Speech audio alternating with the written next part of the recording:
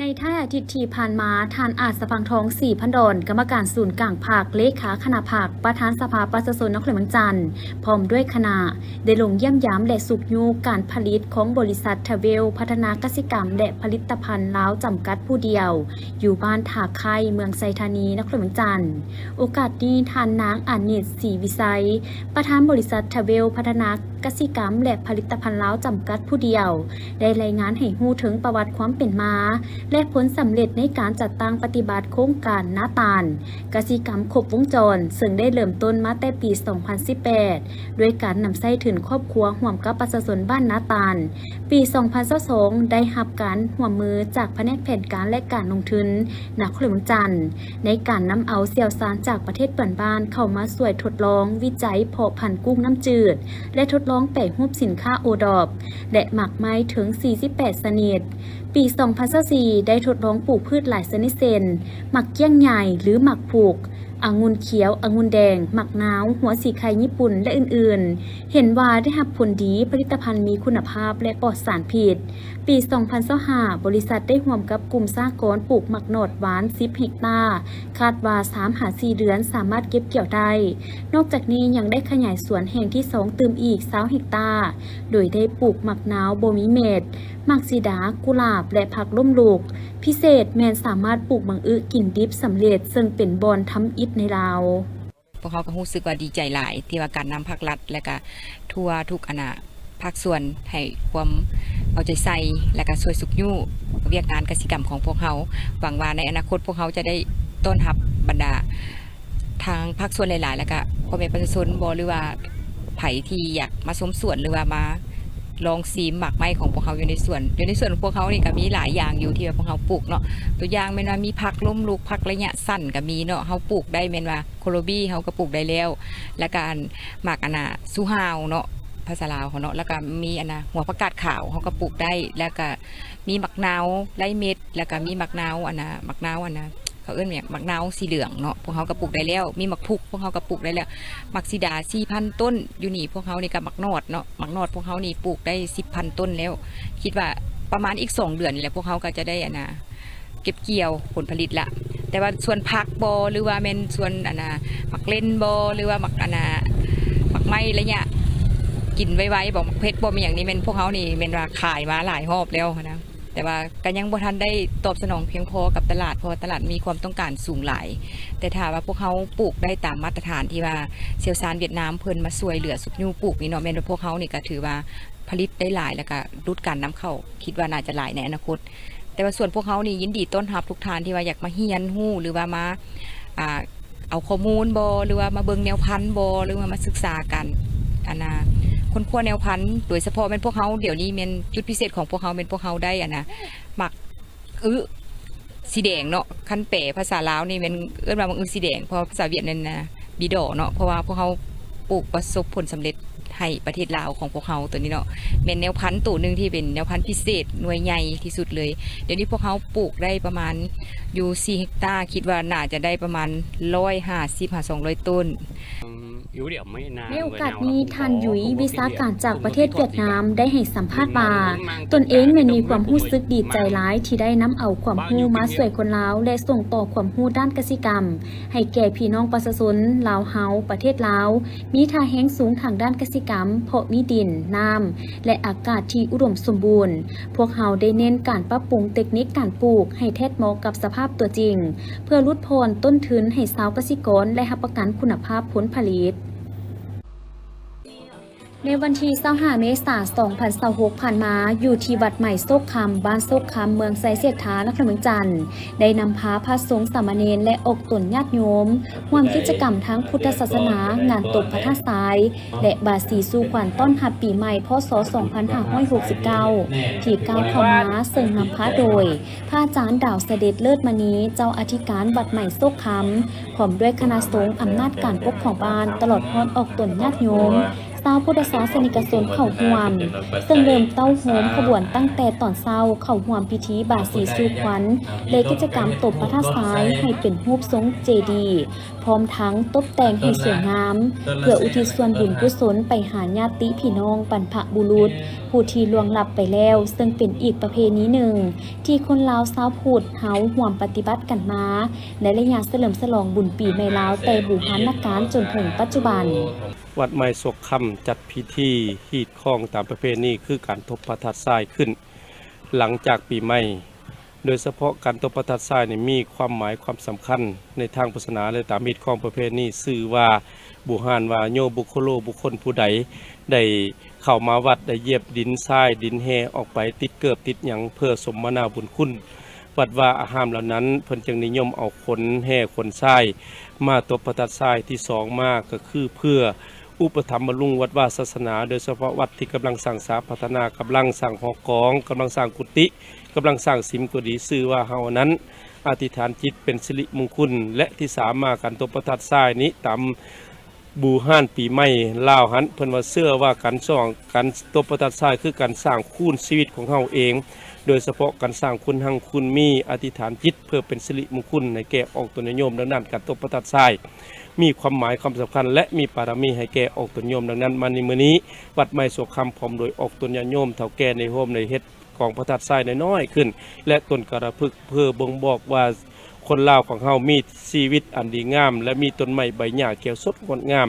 และอธิษฐานจิตเพื่อเป็นบุญเป็นบารมีส่งท้ายปีเก้าต้อนรับปีใหม่ลาวอาตมาในนามคณะสงฆ์ก็ขอโมทนาส่วนบุญกุศลทั้งหลายขอให้เอาตนญาติโยมดำเนินชีวิตจงมีสติโดยเฉพาะการขับรถตามท้องถนนก็ดีการดื่มกินก็ดีก็ขอให้มีสติระวังตัวโดยเฉพาะในช่วงวันเสาร์วันอาทิตย์นี้นั้นขอให้เฮาท่านทั้งหลายจงรักษาสุขภาพรักษาวิถีชีวิตขอให้ของเฮาปลอดภัยและขอให้ทุกท่านทุกคนมีโชคมีไส้คำคูณอยู่ดีมีแห่งอายุมันขวัญยืนมันยืนเด้อสาธุ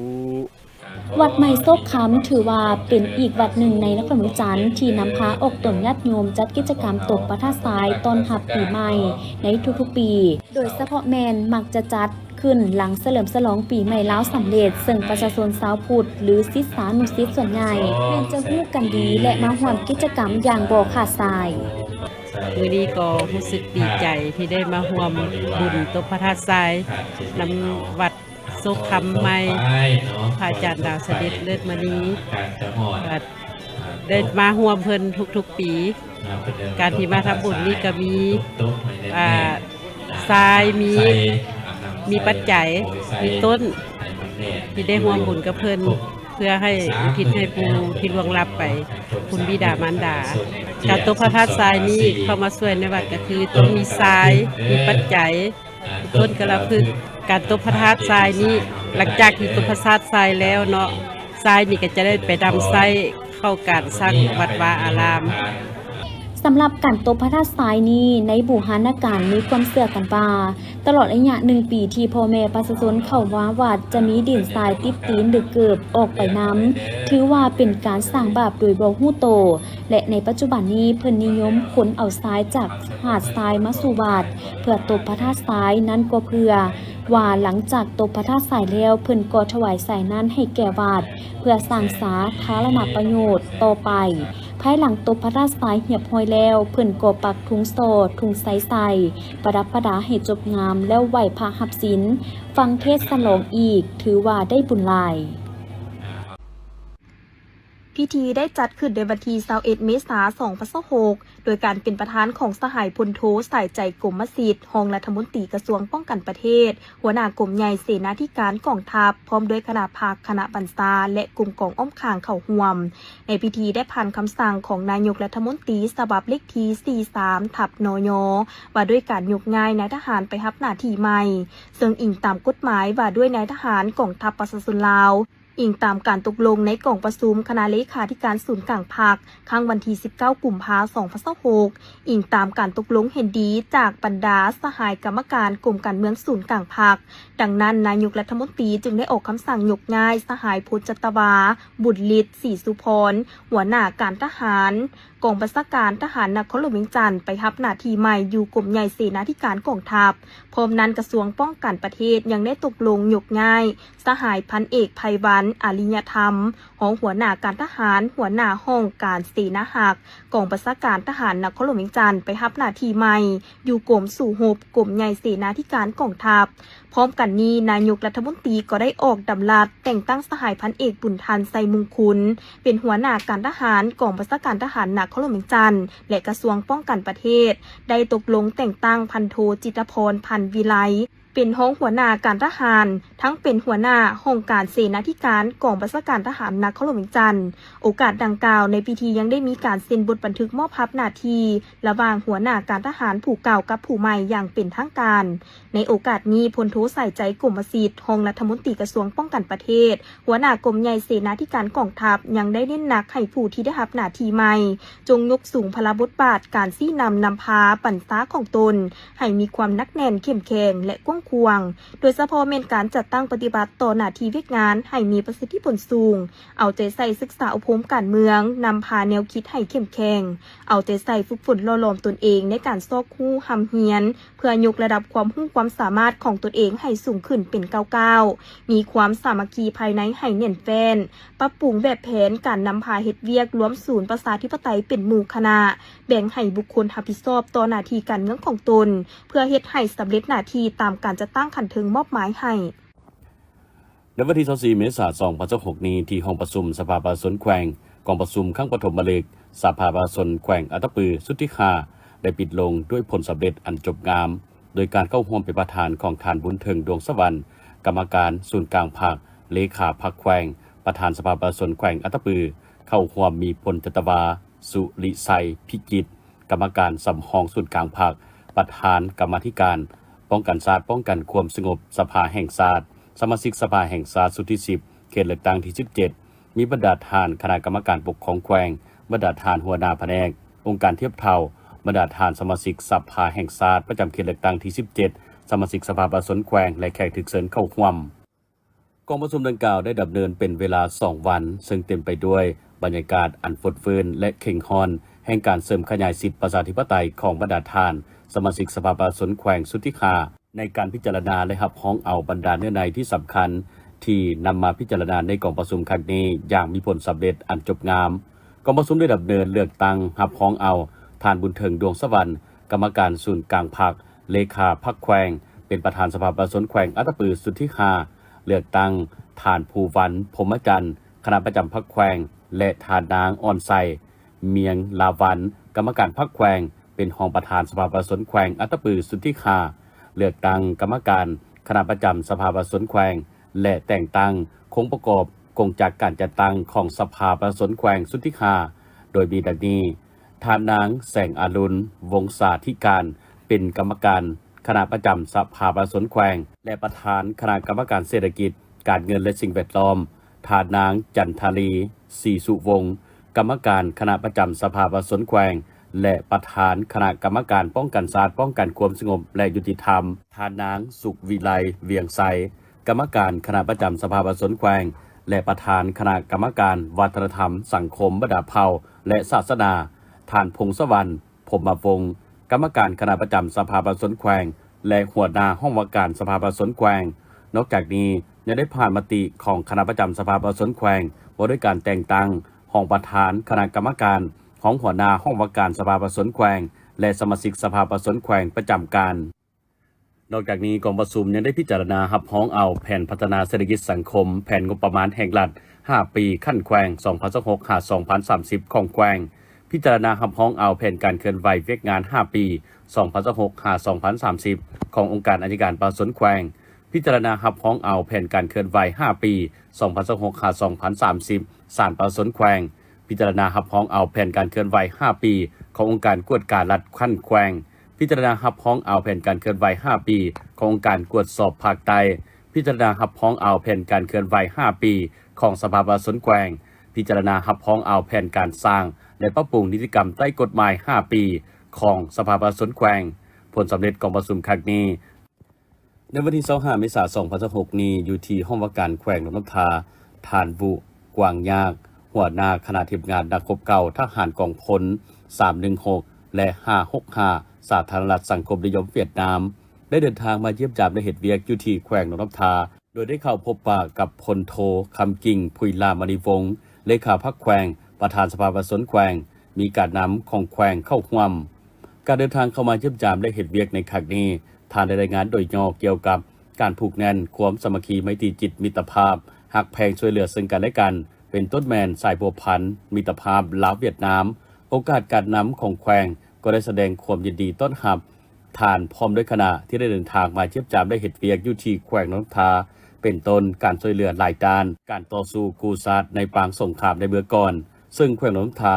เป็นแขวงภูดอยที่ได้มีการพัวพันและแฮกเสี่ยวกับแขวงภูเถาะและอื่นๆตื่มอีกมาในวันเดียวกันทานวุกวางยากหัวหน้าคณะทีมงานนักรบเก่าทหารกองพล316และ565สาธารณรัฐสังคมนิยมเวียดนามก็ได้เห็นเวียกร่วมกับสาพันธ์นักรบเก่าของแขวงซึ่งเป็นบอนเต้าโฮมหลังเกษียณให้ได้ร่วมชีวิตการเมืองมีความสามัคคีกันช่วยเหลือครอบครัวผู้ที่ได้เสียสละในปางสงครามเสียองค์ย้อนสงคราม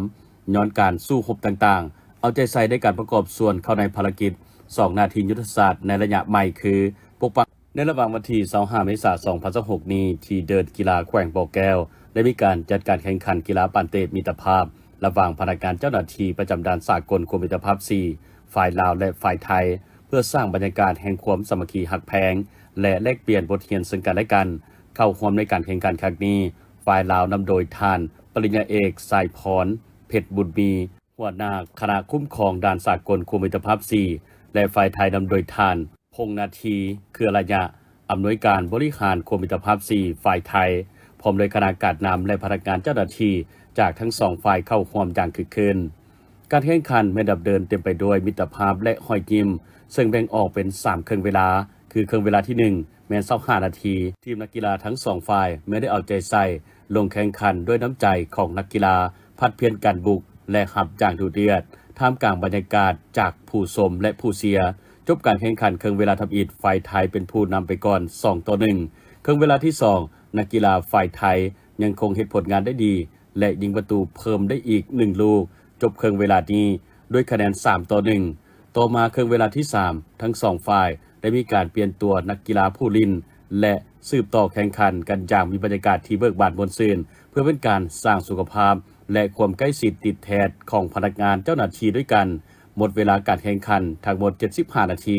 ทีมนักกีฬาทั้ง2ฝ่ายด้านสากลกรมมิตรภาพ4ห้วยทรายเสียงของเสมอกัน